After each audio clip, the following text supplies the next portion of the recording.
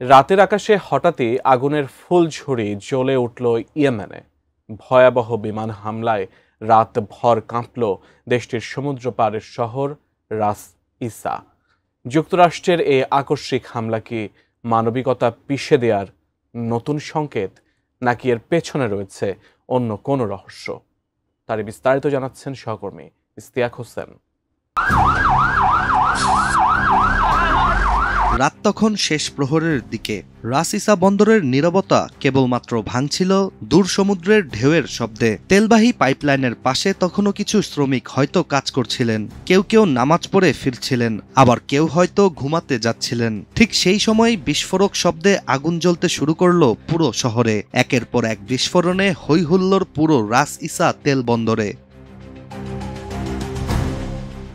17 April গভীর রাতে অনেকটা এভাবেই বিমান হামলা চালায় মার্কিন যুক্তরাষ্ট্র।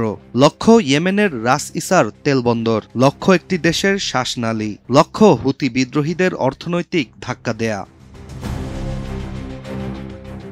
আল জাজিরার একটি প্রতিবেদন থেকে জানা যায়, মার্কিন যুক্তরাষ্ট্রের এমন হামলার পরপরই হুতি ঘনিষ্ঠ সংবাদ মাধ্যম আল মাসিরাহ জানিয়েছে, এই হামলায় এখন পর্যন্ত নিহত হয়েছেন অন্তত ৩৮ জন।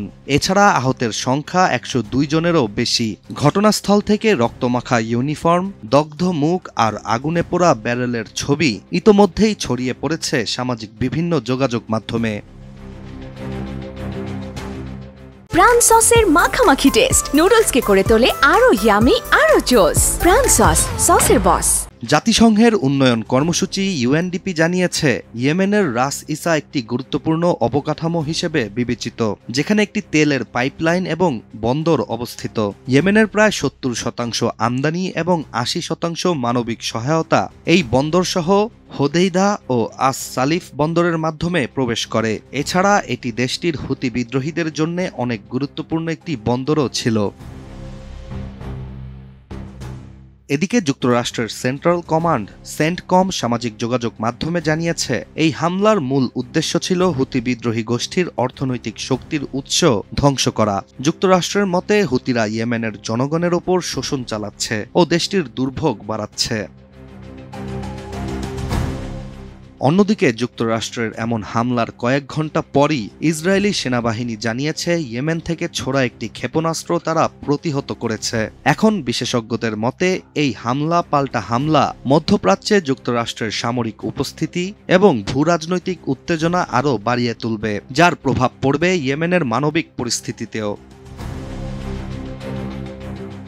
তবে মানবিকতা, ভূরাজনীতি আর আগ্রাসনের মধ্যে দাঁড়িয়ে রাস ইসা তেল বন্দর বর্তমানে শুধু একটি বন্দর নয়, এই স্থানটি জায়গা পেতে পারে নতুন এক প্রতীক হিসেবে, যেখানে রক্তের বিনিময়ে লেখা হচ্ছে অনন্য এক ইতিহাস।